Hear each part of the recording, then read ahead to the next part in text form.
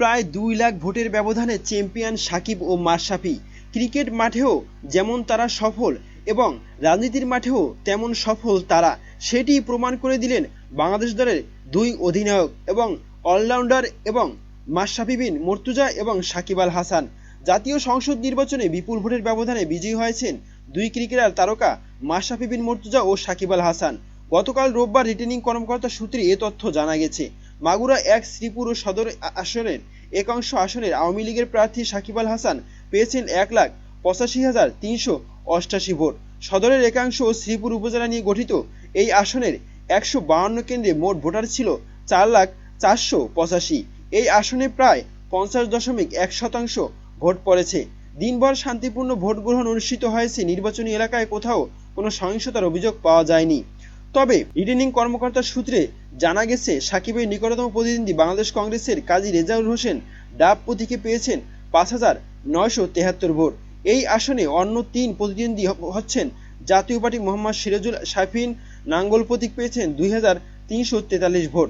বাংলাদেশের ন্যাশনালিস্ট ফ্রন্টের বিএনএফ-এ মুস্তাফিজ বিল্লাহ পেয়েছেন টেলিভিশন প্রতীক নিয়ে 654 ভোট। তার তৃণমূল বিএনপির সঞ্জয় কুমার রায় সোনালী আঁশ পেয়েছেন 868 ভোট। অপরদিকে নড়াইল 2 লোহাগাড়া উপজেলা ও সদরের একাংশ আসনে বর্তমান সংসদ সদস্য আওয়ামী লীগের প্রার্থী মাশরাফি বিন মুর্তজা 1,85,061 ভোটের ব্যবধানে বিজয়ী হয়েছেন।